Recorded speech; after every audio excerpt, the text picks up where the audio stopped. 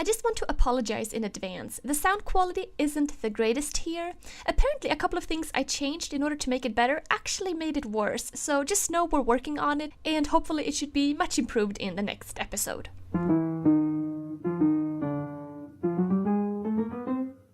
Hi Lynn, how are you doing today? I'm pretty good. How are you? Good. So this is the Darwin Orver podcast. This is the second one. The second one. Yes, we had our first episode a few days ago. Yes. And as expected, there's not a whole lot of views on it yet. Well, yeah, it's a different format. We need to find an audience. It takes time. Do you think so? Different audience? Or Well, this is why they always say go to iTunes and rate and like and all that. I guess because if you don't, no one's going to see it or hear it. Yeah, that is just funny. Because it's like a cliche when people say it and you're like, but it's true. Exactly. I usually get annoyed when they say it. Yeah. Yeah. Self-promotion. Self-promotion is always a funny thing because you don't really it can be want cheesy to. sometimes. It can be cheesy. You have to do it right. Unless you realize that that's the only way you're going to get anybody to hear it. So I was thinking about the maker movement the other day, Mm-hmm. and it comes up a lot on Twitter and on YouTube, the concept of the maker movement. And I was really thinking that it's becoming, a bigger and bigger part of the economy in general and of the culture. Mm-hmm. So I thought I was just kind of curious to think about, like, where did it come from and where is it going and how is it affecting things? Mm-hmm. Yeah. I agree. It's Yeah. it's affecting things. It's affecting things. Yeah. More people are trying to make more things. Well, yeah. Mm-hmm. And first of all, the concept when people refer to the maker movement, I mean, Mhm. what do they really mean? What do you think they mean? I think they refer to people who do things that's not necessarily for a job. It's like a So if you hobby that you're really, really into, but doesn't have to be just one thing. if you are a professional chair builder Yeah. or a Well, I suppose you're a maker, obviously, in a definition term. yeah. But you're not really part of the it depends on how old you are, I suppose, too, where you're located. It does have a rather kind of young ring to it. When you think of the maker movement, do you think of younger people who are getting into these I think you different think of things? people who are trying to find new areas to work and live in, Yeah. new areas to go into that are not like their families or their parents or something like that. I guess it all kind of goes back to making new things, whether that is by hand or figuring things out on like computers or even with food. It's all like creating something. I mean, that's Okay. pretty much what it like surrounds, I would say. What I think is kind of interesting, though, is that people are referring to the maker movement as if that is something new, and the movement in itself, may be new, but the concept of people making things, I mean, that is definitely not new. Now we're getting to the humans make things. Yeah, right. They've always made things. Yeah. That's what makes them humans. That's why- The better creatures on Earth. The better creatures on Earth. Well, they're not as lazy as the other creatures. That's true. I mean, dogs don't make Dogs are anything. lazy. I Dogs mean, are really lazy. Cats are yeah. really lazy. They lie around in the sun and Fish are lazy. they kill something when they need to. Or in the most of the wild. time they live on the couch and they don't. In they today's don't kill domestic anything. world, Yeah, they're pretty boring creatures. they are But not, humans are more interesting and they have been for a long for time. millions of years. Yeah. So it's not something new. It's almost that it's just looked upon in a different way now. It's become this thing where The making. the making, Uh-huh. it's become this cool thing. Whereas people have been building houses and making things and tools and, forever. I guess the difference is where you learned your information. Mm-hmm. In the past, if you built something, you were either a farmer and Yeah. you needed to build something, or you were going into a profession, and so you learned more formally. Right. Yeah, can you imagine a farmer going out to the frontier, building himself a homestead? He wouldn't say, I'm a maker. No. That's a necessity. Well, he's not selling that stuff either, most likely. He's using it to, Yeah, make his own stuff. right. But it's the quality of it is, who knows? Well, I guess it's really a concept of presentation. Mhm. How it's a new way of looking at it in a sense. Like there are all these different factors that are bringing it together now and enabling people to get more into it. Mhm. And it's almost like it's almost like a perspective of marketing. It's being marketed to it in a positive way. So I guess you can say that there's a market at the bottom of this, and that market is information. And that's where that didn't exist in the same way in the past. Yes. And I would say that relates very much to the web. Yeah, obviously. Yes, but I mean, that's why it relates to information, because that's what underlies everything. Well, when you look at where the information would come from in the past, it would have been books, magazines, and school. Yeah. And it'd be very limited in the sense that whatever book you had, that's all the information you have. If you were going through a program to learn, how to do woodworking or something like that, you would have spent a lot more time before you got to the good stuff. Yeah. It's like when you're in class and say you go into school and you take say you go to pre-med or something like that.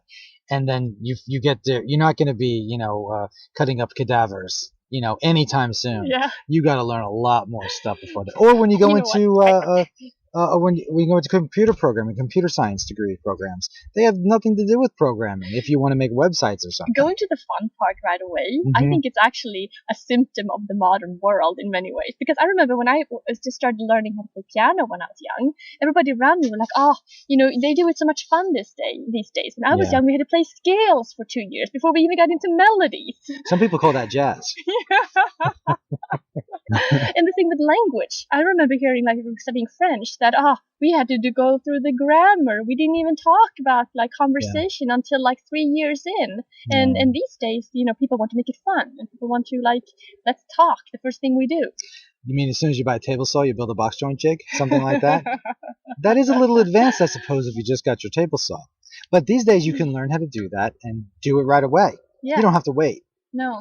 And it's surprising there hasn't been more injuries. It is, because people exactly. They're skipping to the fun part. Or right away. It proves that maybe the fun part is where you should go to begin with on all things and anyway. Skip the boring drudgery. Maybe the boring part wasn't as important as people thought it was. Maybe you just learn that as you do the fun parts. Exactly. Well, you get right into surgery, and then you work on the patient, and if you screw up, maybe you're less likely to screw up in that situation, because there is a lot of pressure. Maybe all those years of school were kind of a waste. Could be. Well, I think a lot of people would agree that learning formal woodworking would, be a drudgery. Take the fun out of it. It would completely take the fun out of it. Right. In some ways, I mean, that is traditionally the view that woodworking might have had. That you have to go through this process and learn these techniques. Apprenticeship, and it's a long process. So you pick up the nails off the floor for 3 years before you get to do the hold a hammer. And you do the repetitive kind of work over and over and over again, and then finally you might be able to build something on your own. That's because the real furniture is built through extreme automation. Yeah. So you don't have those kind of apprenticeship programs in the same way. Right. And that's for all products. Yeah. So you don't really have to just differentiate between woodworking. Could be sewing, could be anything. Food, obviously. Food prep, fast foods. Yeah. No one's really making all that stuff. One thing that kind of struck me, though, is that the maker movement these days, and in the past too, is very much associated to wanting to be closer to things around you. Like more natural. Exactly. You want to be more in control over your environment. You want to know where things come from. You don't want things bought, that were manufactured in China or wherever. And like we don't get our hamburgers from Russian cows, that kind of idea. We want them from American cows. Exactly. But this kind of yearning to know where your tomatoes grown, that kind of ties back into that. Or to make sure your beer is from the the local area, the flavorings, the techniques. Yeah, you want the hops from the area to be flavoring the beer. Exactly.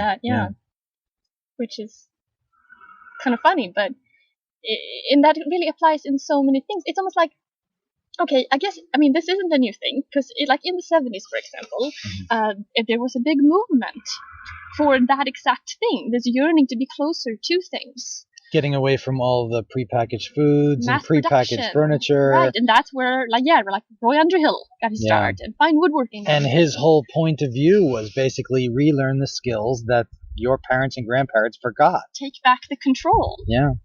maybe he goes a little extreme Yeah, sometimes. maybe. Doesn't know how to use a plug, but see no value in power whatsoever.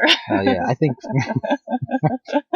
I like power tools too. Yeah, I think they're both useful. Yeah, can't have an Arduino without power. I could see Roy pedaling his thing to make the Arduino operate.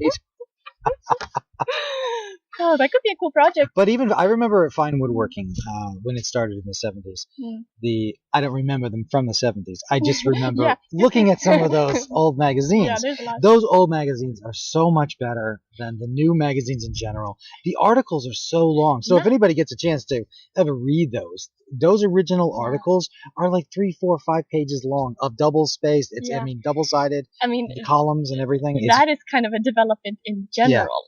You know, old magazines, or especially those, everything now is so much flashier and louder and brighter. And poorly spelled. And poorly spelled and not as detailed. And yeah, I mean, those were like little books they were writing in those magazines. They were.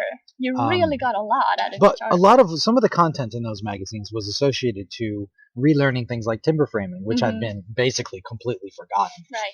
So, anybody who's in their 60s or 70s now, back in the 70s, would have, kind of wanted to start that for the first time, to get away from the tract homes that were being built. Right, because then it would have been a novelty in a sense. Well, it connected to the Roy Underhill concept, like where they were relearning skills from the past, because the houses they thought weren't just necessarily better, but it was more interesting to participate in the construction, to go out with a lot of people and, do a barn raising, basically to, do things with your hands.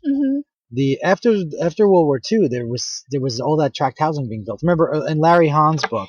Yes. What is that? The story through Carpenter's Homes? Life. A Carpenter's Life. Yes. Yeah. It's a very good book. Yeah. Yeah. He's basically a carpenter who went out to California in the late 40s and became part of the home building movement. Yeah. He began to automate effectively, framing. He was so fast. Yeah. He dipped his nails in kind of paraffin or something too, and he was known to be able to whack them in very, very fast. He and his brothers had this company, and they built. They were known for how fast they could. Where frame before that, the development company would have done everything from the foundation to the sheathing and siding. And now things became more efficient. Yeah, they cut that down. They basically said, we're just going to do the framing and we're going to do it quick and we're going to build, 300 million homes. And they did. Yeah. And people eventually got sick of that. By the 70s, that kind of behavior it was still, of course, rampant. People were building homes all over the place. But, some people began to reject it. Those, the kids of the 60s began to get, in their 20s. Yeah. And they were sick of that. Right. Some of them, anyway. Exactly. Not all of them. A subset were... small subset. But they were loud, relatively speaking. And they really wanted that connection. And those, I think that you could say some of them were the ones who went to, make things like fine woodworking, the magazine. Yeah. It doesn't just relate to woodworking. I mean, it was also a bit of a development in restaurants. That like Alice Waters. The locally sourced. Exactly, the organic. Yes. Yeah. Panisse, yeah. Looking at food from that same kind of local point of view, greater connection. Yeah, I don't know if it necessarily is all like spiritual or whatever. I think a lot of it was basically just it's more fun to go do things where you're sourcing the food yourself. Yeah. You can tell your customers the quality is higher. where it is. Yeah, the customers, the quality is higher. You're making things that other restaurants just would never make. The other area is computers. Yeah. There was a lot of innovation in the 70s going on with kids. Yes, especially like when the whole picture that became quite popular of the computer business developing in someone's garage. Yeah, well, that's kind of that's where that picture started. Like Apple, and like Steve Wozniak, and lots of little tiny startups who did it on their own. The idea of the startup. Yeah. You know. Basically, those people were ordering kits from magazines. They were ordering kits, and it was the same kind of make mentality that they were putting things together, and they were figuring things out.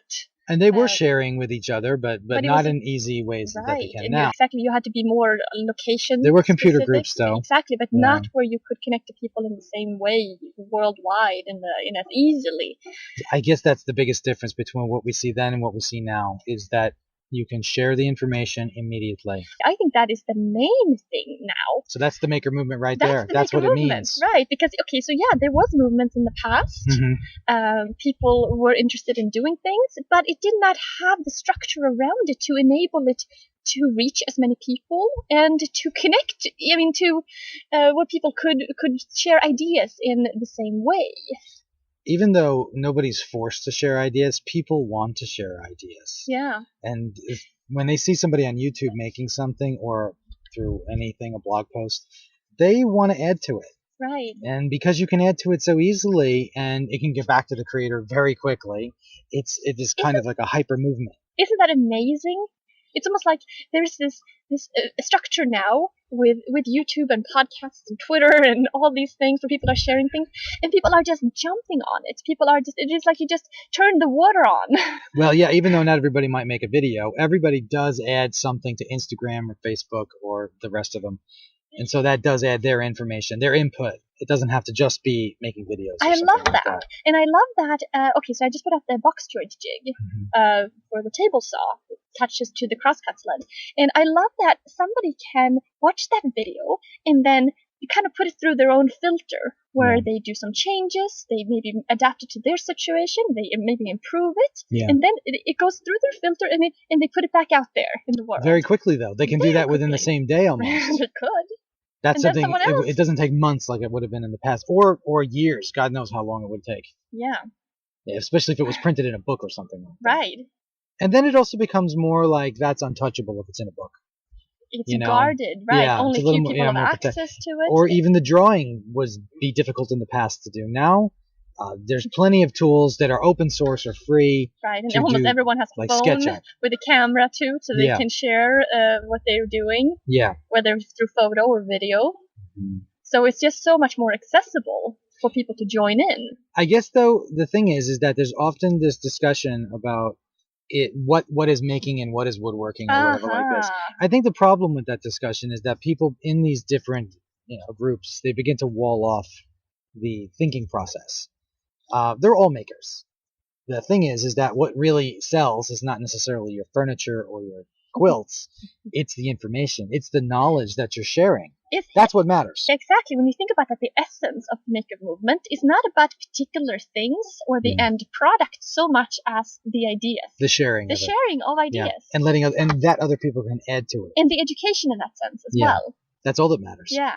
But that's what's so funny, that education has become more and more expensive, but right, knowledge has become cheaper and cheaper. Yes. And I guess it's that fun stuff.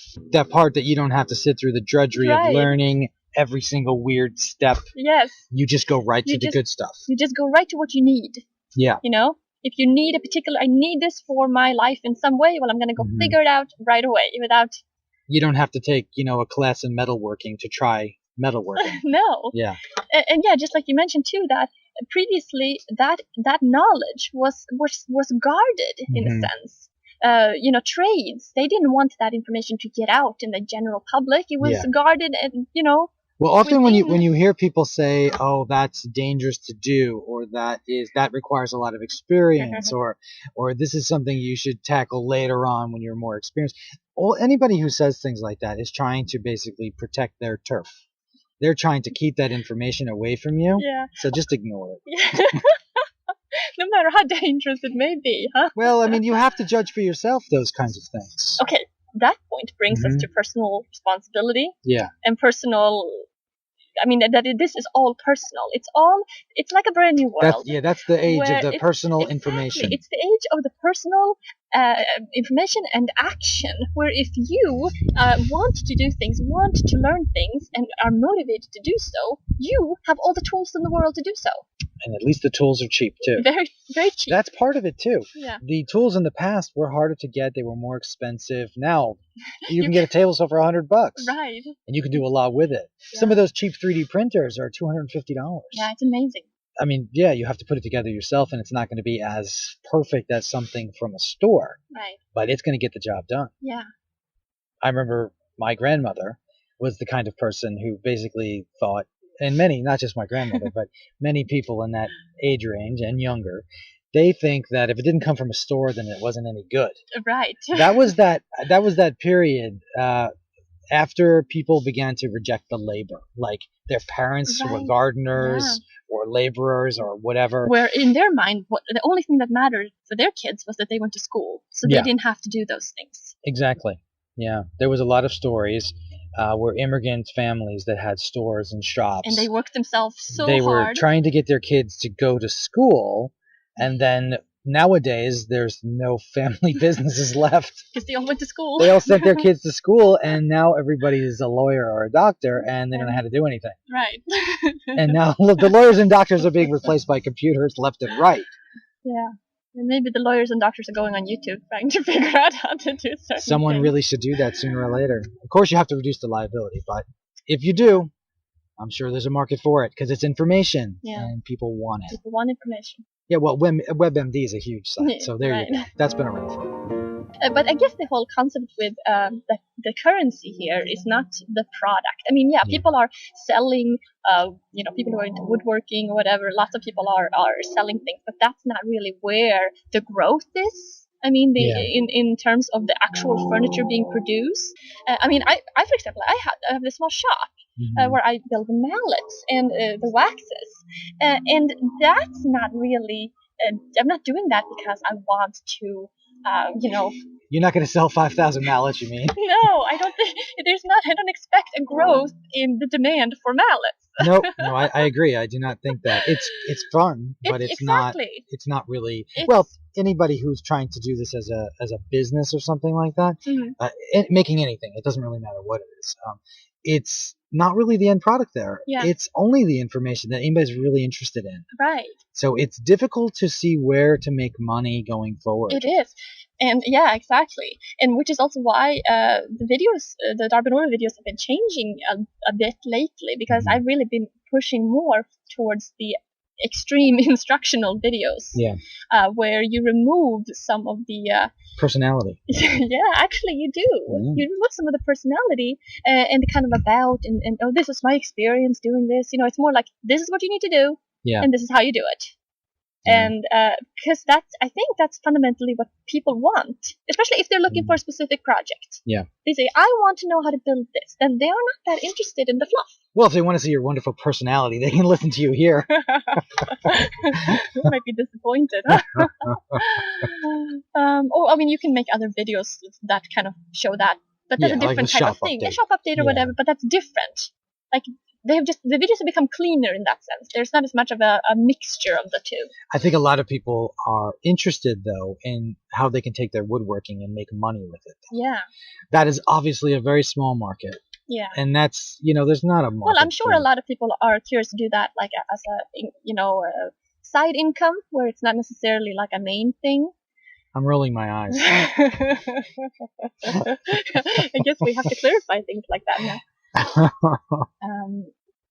There's not a market for your furniture, basically. People want to know how to build things so they can kind of personalize it. From a more personal point of view. But they don't want to buy your design, really. Okay. They might want to look at your design, but they don't want to buy it. Another thing that I find interesting about the maker movement, this kind of made me think about, is the sense of personal expression. Like, everybody wants to do it their own way. Like, they want their home to have a personal touch, their appearance, their clothing, and I think that's very much their related. Tattoos. Yes. So I think that very much relates to the maker movement, because everybody wants to have such a custom look, custom way about them. They have to, in many ways, do that themselves. You know? Even YouTube doesn't make any money. None of these Amazon isn't making money. None of these companies make any money. Yeah. It's like, who is successful in this knowledge world? It's really hard to see who. It is. I guess if you have a business that scales up and you can sell to the whole world. Well, I mean, that's why YouTube and social media in general is cool, because it is scalable. You're looking for an audience. There's 5 people working at Facebook or something like that? Yeah. I mean, that's the problem. Right. There's no... you mean like in a grander economic sense? Yeah. That nobody is making money. Yeah, who's making money? Yeah. What companies are even very successful? Yeah. I mean, it doesn't really seem that it's clear-cut on that answer. Obviously, if you're making furniture, you're in trouble. If that's what you're going to rely on. Right. You might get friends and family to buy some of that stuff, but you might find a niche if if you're in the right area.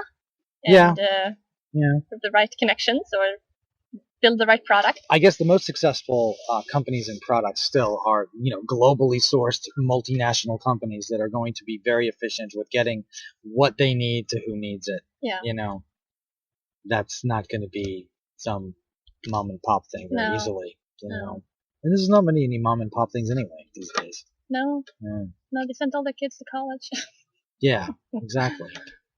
Well, college, that's where everybody's making money. And the hospitals. The university system. Yeah, the college system. That's where the money is gone because there's so many more students. Because everybody is so concerned about this new modern world. Yeah. And they have to... But yet they're going to YouTube to learn how to actually do things. It's amazing how many people go to YouTube for things that you would think people would know already. How to boil water. How to boil water, how to cook an egg. Pasta. Well, their parents have done an absolutely horrible job. That's why. But it's cool in that sense too, that nobody is really remembering information in the same way, but everybody is really good at just going out and finding out exactly what they need. Well, I guess you could say their parents were more interested in making sure that they got into school or kept up their grades, instead of teaching them like how to cook dinner. Well, some people anyway, but I think a lot of people. Yeah. Actually, I think one of the most searched for video titles on YouTube is like how to tie a tie. Yeah. Yeah. That's a hipster search, though. Hipster search. Yeah. It's probably a bow tie anyway. Yeah, bow tie. Maybe it was a bow tie. Yeah. Something specific? Yeah, Alton did a video on a bow tie. I think he tried to get in on that. Yeah, I'm not sure he did too well. I don't know. Alton Brown, you mean? Yeah. Alton did some really cool cooking videos a while back. And it's almost like if he had been... You mean YouTube, or are you talking about No, his I mean show? on the Food Network. Oh, he did an awesome show. Yeah, but I'm just saying, if he had been doing that a couple of years later, he did it 10, 15 years later. Yeah, he did it through the the Food Network, but he was producing those videos by himself. Yeah. I mean, he didn't. Yeah, his own production company. Yeah. And those videos are really, really cool, and the concept was really cool. But how would that have been different if it was on YouTube? Of course, that's a whole different thing, and there's not the same kind of money involved in that. No, there's not. Yeah. No, that's the one thing about YouTube that's funny. This is a slightly different aspect to it, but there's nowhere to go from here. This is as good as you're gonna get. Yeah. That is kind of weird to think about. There's no TV to go to. There's no TV seems just like a hassle that's going downhill. Yeah. I mean, no one pays attention. The funny thing is the newscasters still think they're important up there, and yet no one's paying attention to them. Yeah. Everybody's looking at YouTube kind of stuff.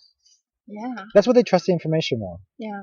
That's why I think there's still a kind of look at the old style, woodworking magazines and other things like that. People begin almost not to trust those kind of sources anymore. Why would you think because that? they have an agenda. They're trying to protect information. Oh, yeah, okay, yeah. They come from a different point of view. I think people who are giving their time and energy to making and money to make good videos or good blog posts or whatever, those people are being seen as genuine. They're doing it because they really love it and they want to do this for a living or whatever. Or well, just fun. I'll tell you one thing. It's really hard to keep it up if you don't really love it. Well, not everybody has to do it to the same degree. Yeah. There's plenty of people who just, do it just for fun every once in a while. Yeah. They maybe like watching videos all the time. Right. But they don't need to add content to the same level as you or somebody else. So who is making money? I don't know. And then when you think about how this maker movement is very much related to the automation of things, the development in Arduinos and Raspberry Pi and programming and things like that in general, is going to lead to greater automation. Well, yes. It's also going to be that those are the only places that, the politicians know that those are the only things that are going to lead to future jobs. Yeah. There's not That's jobs. why people want to push their kids into STEM. There's not jobs in woodworking. No. There's not jobs in sewing. And, yeah, exactly. And as more things become automated, there won't be jobs in truck driving, in flying airplanes, anything that can be automated. Everything's being, surgery's being automated. Obviously, the legal work has been automated by the web for years now.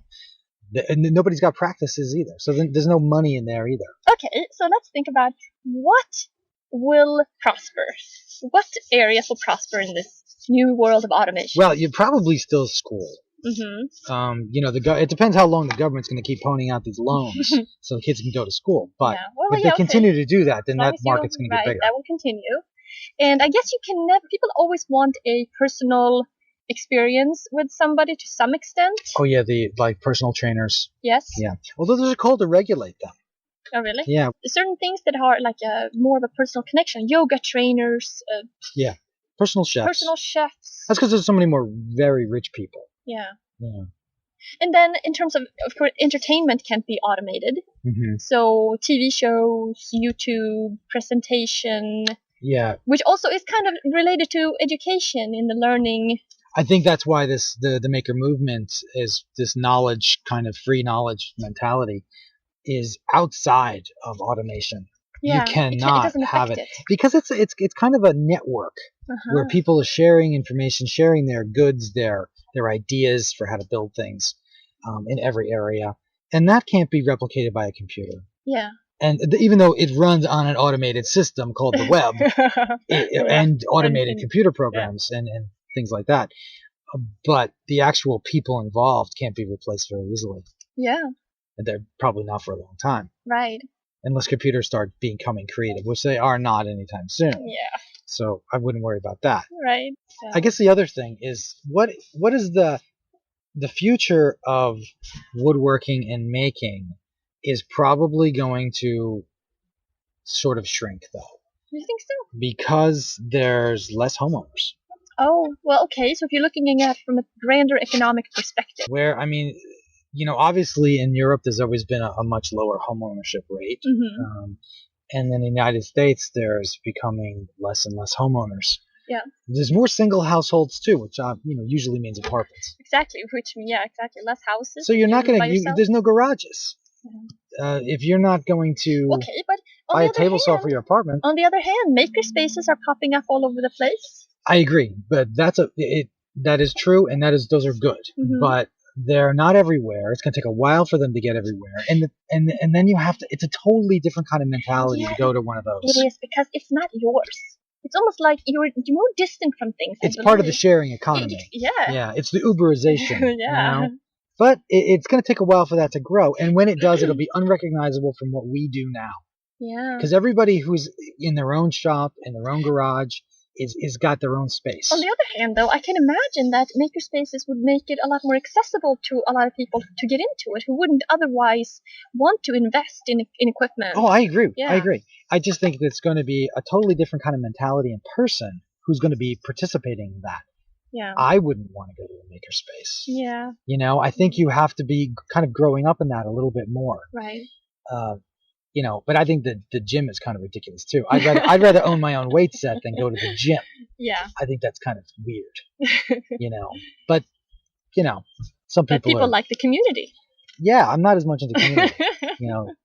So I guess it depends on who you are. Yeah. But you're not going to have a choice if you don't have a garage anyway. Exactly. If this is the only way that you can do these things, then... Oh, I can imagine you have maker spaces where you can, rent 3D printer time or those already exist.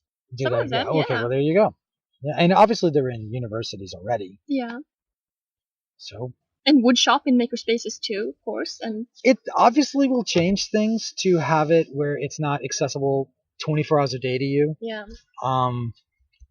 But I guess your brain will adapt to that. And obviously, I can't imagine easily people are going to bring photography equipment into a makerspace to record a YouTube video. Oh, yeah.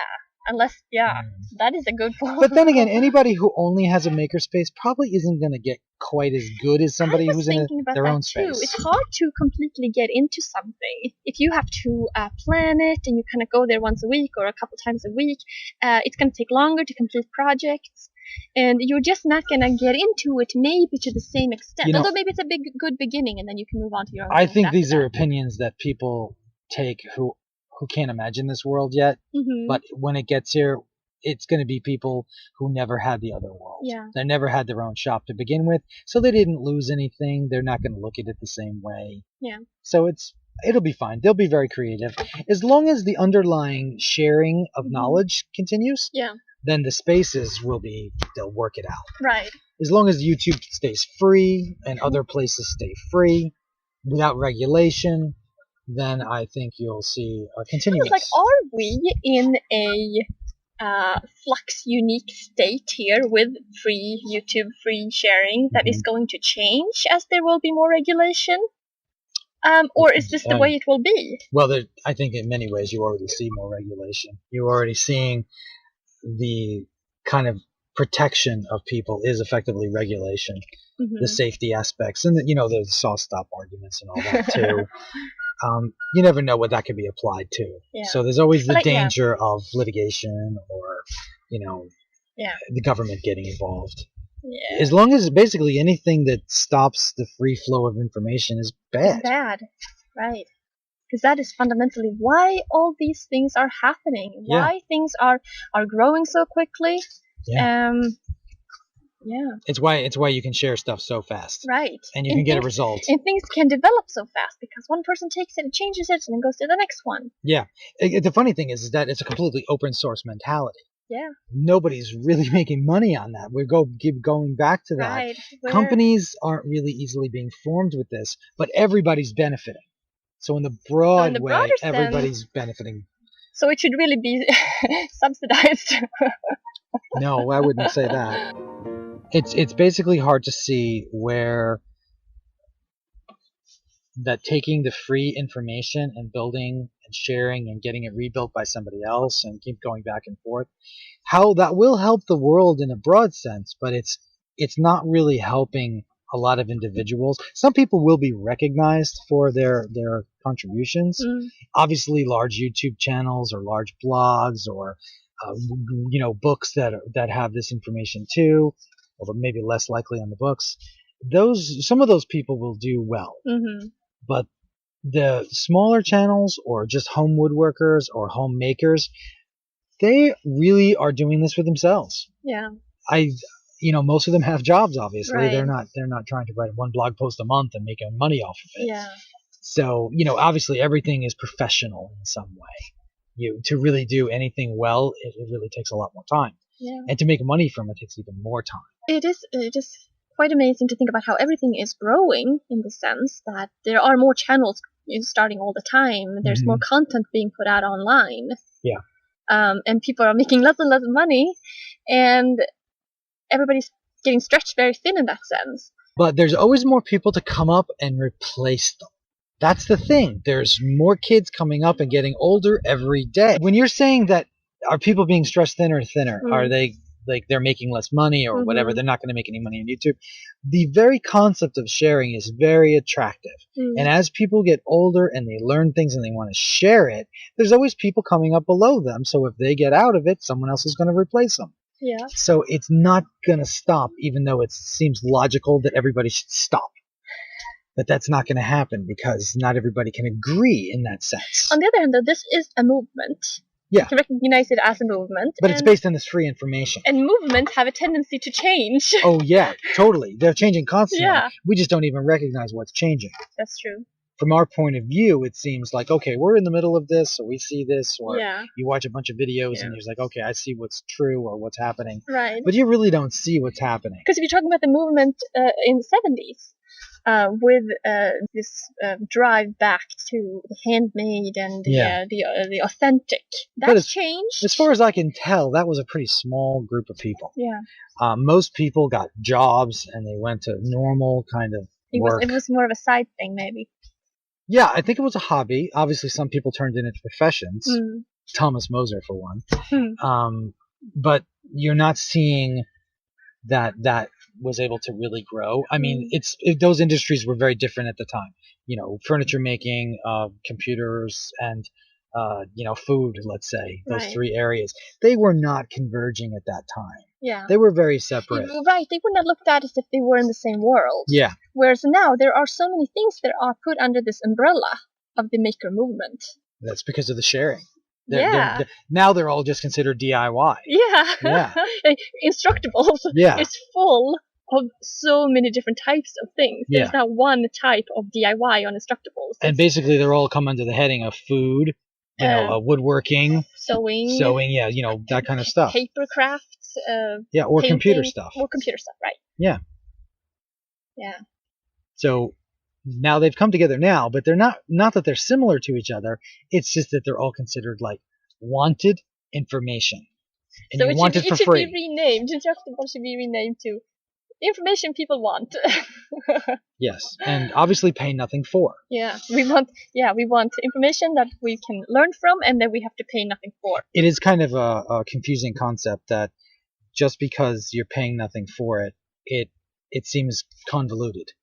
But if you were paying something for it, it wouldn't be so available. Exactly. It wouldn't be so shared. Right. It would be so much more reduced. The barriers would be higher for people to add to it. There would be a barrier there, and it would be a fraction. It would be so much less if people were paying for it. I guess the difference is if you made more money, it'd be like the past was. Yeah, right. Some people would pay, not nearly as many, and they certainly wouldn't be 12-year-olds who have no money anyway. Right.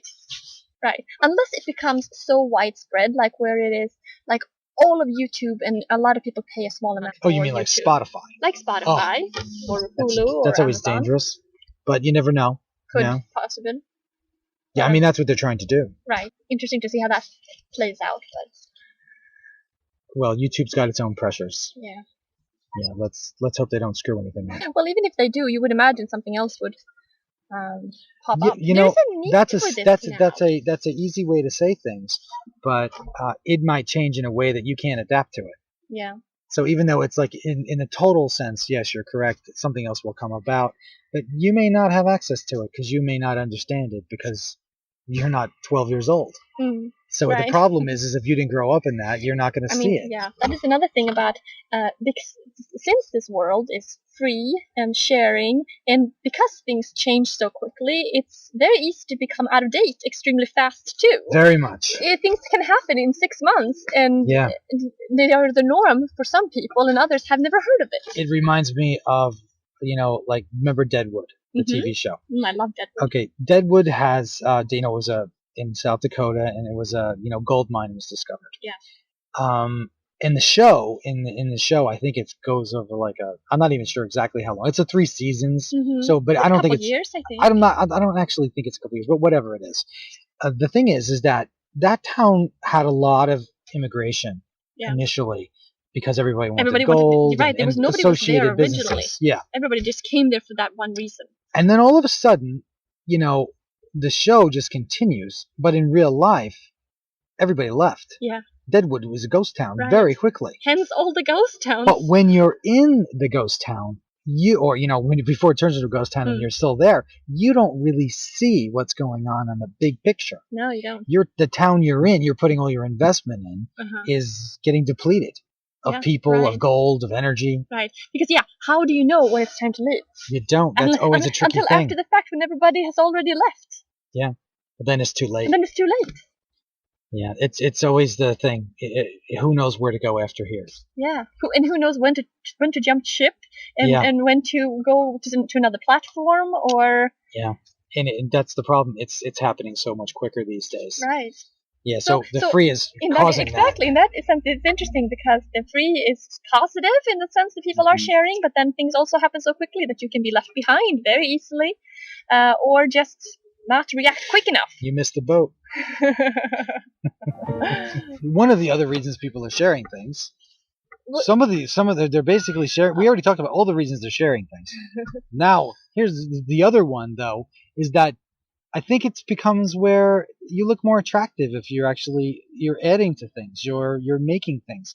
It's like more skills. Yeah. Like what is that, Napoleon Dynamite? Right? Napoleon Dynamite was all into his bow hunting. Well, whatever skills. Yeah. Skills has become this kind of thing. Currency. It's a currency, right? People want to be able to list off their different skills. Yeah. And I think that is kind of cool that people want to learn this stuff just so that they personally become more interesting in a sense. It's a way to make yourself look more attractive when you know things. The skills don't just have to be woodworking. They could be pretty much anything. But there's a lot of things to be able to learn on YouTube. Yeah. Or wherever else. Yeah. That can help you get a better job, just so you know stuff. Yeah, I think everybody knows that getting ahead in your job is not just being good at your job. It's actually learning things beyond, like learning new computer skills or whatever too. It's about having good social skills, and it's so many different things. Like when people try to advance in life, to become more successful. There are, of course, lots of different ways to do that. Yes, so formal education is one, so you can get a job or whatever. But then, like, personal development, I think is being stepped up in general, where people are taking more personal responsibility for their development. Yeah, And, definitely. Yeah. Especially after they realize how dissatisfied they are with the schooling they had. Right, in their job, and their board, whatever. Yeah. And then it becomes pretty clear that maybe it's not something that is clear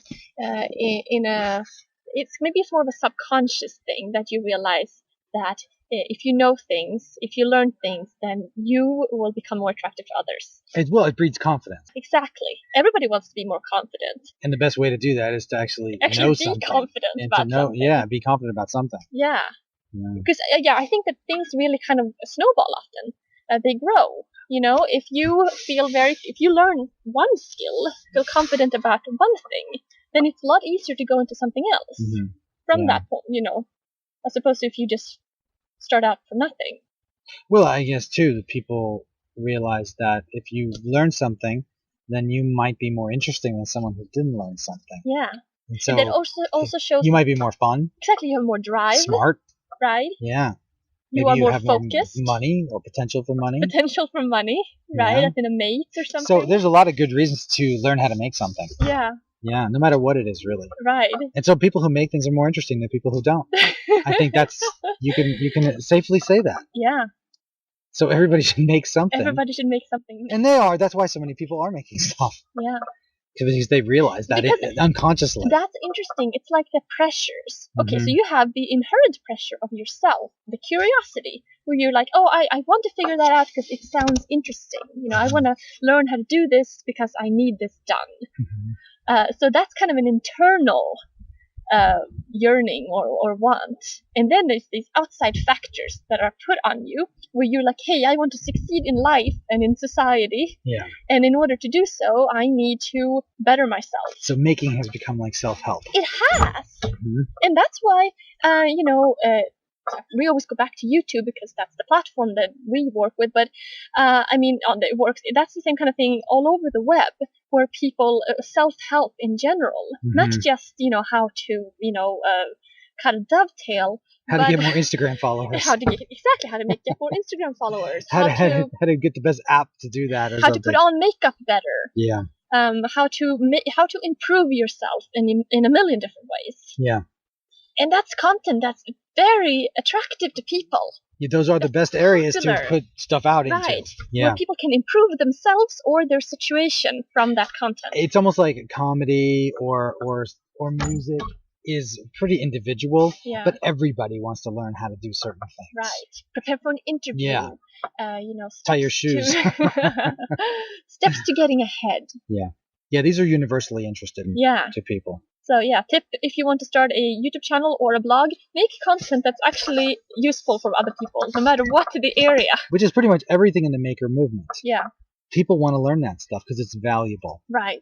They might not want to pay for it, but they want to know it. They want to know it. They want the information. You just have to give it to them. So if you can figure out a way to make money based on other people's interest and not paying, then maybe you can make money. Well, which is why so many people try to find ways to reach an audience, and so they can get advertising, because that's indirectly what that is. Yeah. I wasn't referring to creators necessarily, but just people in general. If you're trying to figure out how to make money off this whole world here, that it's hard to figure out how to make money off people who want information for free. You know? Yeah. And we all want information for free, so that's a good thing. And we have become very spoiled in that sense that that's what we expect these days. And that's why people's memories are getting worse. Right, but because they can just search for it. Exactly, people are really bad at remembering things, but really good at finding information quickly. Yes. Like through Wikipedia or whatever. Old people like to say how many phone numbers they remember. Yeah, I don't think first of all, who in today's world that isn't, above a certain age knows any phone numbers? No. It's worthless to remember phone numbers. Yeah. Or anything else. Yeah. Most other things anyway. Yeah. Because you can look it up. Right. Or you look at it on your old videos and that you made. especially since everybody have a phone, so it's really easy to look things up. You don't have to go to the library, or you don't have to, there's not a big transportation distance between you and the Yeah. information you need. Exactly. It's really And that's close. pretty much what the whole thing boils down to is the information. Yeah. Is it free or is it easy to get to? Yeah. Is it easy to share and improve? Right. And that's the whole maker movement. Yeah. Really, that's it in And a in nutshell. that sense, how could it change? I mean, I realize that certain The factors platforms can the change platforms very can easily. change, but the goal, you would imagine, would remain the same. It's not any one person's goal, though. It's just what's happening. It's like society moving as a whole, Yeah. organism. Yeah, exactly. It's one huge organism. Yeah. Yeah, no one's making this conscious choice. They're just having to compete in this world. Right. And then the world develops in unexpected ways, which you just can't plan for. Unintended consequences. Name of the Yeah. game, unintended Yeah. consequences. It's who can be ready first. Whether the zombies come or not, yes. Zombies. Well, that's the point of view about the future that's fearful. But the making stuff, I think, has got a good future, not a bad But future. making stuff can refer to zombies and rely. Oh, you know? mean like the channels? Well, exactly. I mean, people who want to be Yes. self-sufficient Yes. and not, Okay. have skills in that sense. The prepper culture. The prepper culture. Yeah. So once the apocalypse comes. Well, I guess everybody has that shared point of view that they want to learn, and that's good. Yeah, in it is general. the one thing that ties all these different categories and groups together. Yeah. No matter what it is. hmm Yeah. And that, I guess, in a nutshell, is the maker movement. Yes. And learning from a very simplistic point of view, and with some projects are, how to boil water, and to a much more complicated. Oh, I agree. There's a huge range in there. A huge range. There's not one more important than the other. Yeah, people are equally interested in all of them. Different groups are interested in different things. Yeah. And you can see that by the wide age range involved here. Right. Although obviously it skews younger because as you get older, you begin to be less interested in learning things. Yeah. Right. Unless Although I mean, you need something. it's hard to tell because we don't see that demographic information on who searches for what or how old they are. But obviously, kids are really interested in stuff. Right. So that's always going to be the drive is the next generation. Right. but I mean, I think it's weird in a sense how, yes, education, universities, school in general is becoming more expensive, and it's questionable And whether less relevant. Exactly, and less relevant, and it's questionable if they're getting any better. No, they're definitely not. I know, but if you're getting more resources towards it, and then maybe not getting much back, and on the other hand, people are taking more personal responsibility for their education, hence this movement. I don't know if you call this the maker movement education though. Yeah. It's like learning stuff, like you said, going right to the fun stuff and avoiding all of the kind of process work or learning all the steps involved and just getting right to it. Right. That means that they're not going to be able to transfer that information quite the same way. I guess that's more with hobbies, though. You're not really finding that with, in actual education. Yeah. They do. I mean, as much as the universities are trying to make every program more fun so that they'll retain students, they still have to go through the basics. Okay. I mean, there have been some calls to kind of simplify certain programs, like in computer science, for instance. There's been many programs that have split off where they have applied computer science, which is basically how to make web pages. So they basically want to introduce more people to this area. The candy parts. Exactly, into the candy parts. Yeah. And not have to go through the boring parts. And the boring parts are... It's the meat. Yeah, well, if you're going to go for a PhD or, further learning after undergraduate, then you need the basics. You need a lot of the basics. So, yeah, you're not going to learn how to program, Python in a computer science program. But there's a lot of programs that are developing that's exactly what you would do. Yeah. No, I mean, like, that's what you're going to learn. Oh. You're going to learn how to make those web applications or something. Yeah. Because that's what industry wants too. That's right. The companies that want people who now have those practical skills. Yeah. Of course, that means that universities become more like training centers that are quick and easy. Where they are really just in relation to the companies. Yeah. The companies tell them, this is what we want, and this is what they give them. Provide us with that. Provide us with students who know this particular knowledge. And the whole liberal arts education falls apart. It's no more. Yeah. And liberal arts education, by definition, it's not just full of candy. There is a lot of it's not candy at all. studying, Yeah, it's a lot. and there's a Yeah. lot of it's a wide base of things. Yes. I think that there's a weirdness between what is a maker, what is an education program, and what is a job. Mm. And They kind of it's like the maker stuff is more basic skills. There's a lot of basic skills, but also kind of innovative new technologies. So you have the two concepts there in a sense. So you have the maker movement where people are learning fundamental skills. Like how to boil water. Yes. And then you have how to program an Arduino for a security system. And that goes under the definition cool. But they're That's right next to why- each other. They are. They're on the same level. Yeah. You don't really have, obviously YouTube is not broken down by skill level. No. It's broken down by interest level. Yeah. So all the maker movement in general doesn't have a hierarchy. It just basically has this broad kind Yeah. of, you find what group It's you're a very interested in. flat, landscape. And it is interesting also when you put it that way how people can so much easier, since they can share ideas easier, they can so much easier find people in community Yeah. than ever before. And that reinforces their whole thinking process when you find more people similar to yourself. Yeah. Yeah. Right. Imagine being out on the farm way back where you basically interact with people in your general area and maybe married someone from the nearby farm. Yeah. And you just And you were more boring because of you that. were more boring. You consumed so much less information. You know, Yeah. isn't it like a farmer in the 17th century basically consumed the equivalent information of one newspaper throughout his entire life, or Yeah. it's something like that. It was Besides gossip, they had nothing else to nothing even else have. to do. And then when people started going to school and college, then suddenly they got to interact with more people that had similar interests. And now you can just go directly to someone in, Spain who has the same interest level as you and Yeah. skip any location specifics, anything else. Just go directly to how you think, Mhm. what your interests are. Yeah. That is so awesome. Well, it certainly breaks down borders. It does, doesn't it? Yeah. Yeah, it makes it a more global world for sure. Yeah.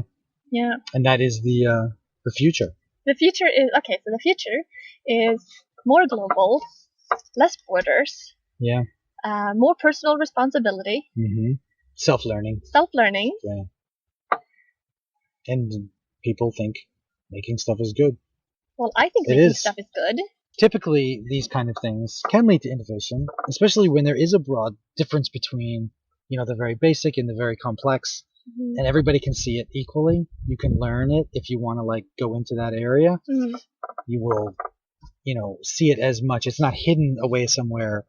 Just because you like one thing doesn't mean you can't like something else too. Yeah. So you can learn a lot of And different it's easy things. to get introduced to lots of different things as well. And with the amazing instruction on the web, Yeah. it's amazing. You can learn anything, Yeah. whether it's And programming of course, or there's woodworking. even, like these online colleges and free Yeah, classes the and things like Moocs, that. yeah. Exactly. That's a good point about the Moocs. Mm. Let's say, how is the Moocs different than the making world? Mm. The information might be free, but the presentation is like it used to be. And I was just thinking It's about how top down. in the making world you go to the specific project you want to learn. The MOOCs are still kind of course specific. Yeah, where it's they teach still- you more traditionally. Yes, they do. Even though it's free and even though it's distributed, it's basically at your own pace too. Yeah, But it really is still by the same old professors. right. So it's I would say it's harder to be motivated to complete those things for most people. And And if they don't have accreditation, then who cares to begin cares? with? So what are they really getting out of it then? Well, that's why it has. I don't think Because- that's why it's taken over the world yet. Right, because in terms of the the making movement, if you get the information you're looking for, and if you then become more skilled in that area, well, then you succeeded Yeah. in getting what it was that you wanted. Yeah, there is Whereas- more of a finite point to it. Right. Whereas if you're like, I think it would look good on my resume if I, Take a study class a little online. bit more history or Yeah. whatever it is, Yeah. then that's not as directly associated to your life. Although that's something that's not in the maker movement. The subjects like art study, like liberal arts subjects, are not in the maker movement. No. I can't think of anywhere where you see how to either appreciate like art appreciation or history appreciation Uh-huh. concepts. You don't see that anywhere in the maker movement. There's no real videos or blogs that are about history. No. They're not. Who would create that content? I don't know. That's why you basically have these Moocs that are trying to, The you know, fill that role, obviously. Even though those are the subjects that people, you don't really learn skills in history. Mm. You know, these are more philosophical subjects or Right. political subjects. Right. But, actually how to make a guitar is pretty specific. Yeah. And you're going to find that. Which is why it transfers so quickly. Yeah, Because exactly. it's to the point. Exactly. There's no History nonsense. is kind of, it's opinion based. Yeah. It's not where you can see this concrete thing. Exactly. There's not one thing. You wouldn't send us, a link to that class and say, this is This was so great. cool. Yeah, this is great. Yeah, exactly. Go and take this class. Yeah, well, that also shows maybe how the online education is going to have a difficult road. Yeah. You know. I was just thinking about how there are certain sites that are trying to clean up the projects even more. Like there's Curious, and there are a couple of these types of sites that are trying to. You mean like they're trying to make instructable style things they're trying to make instructable things and make kind of classes. Classes where you pay often for a series of videos within a specific category. And basically they want to filter the content for you, so that you don't have to, go through bad videos or bad, Yeah, I don't know. I mean, that's possible. That can be interesting. I just meant that it's more in between role of the Moocs and the free, YouTube where you don't know what to expect. There's no groundswell for that kind of curated kind of, videos or subject. Yeah. I don't think you're not seeing that happen. But if people were voting on things, which is what you're doing on YouTube when you see views or a blog post when you share it, you don't get to vote on that stuff. You're taking yourself out of the process if you let somebody else pick it for you. Yeah. So I think people trust the crowd concept.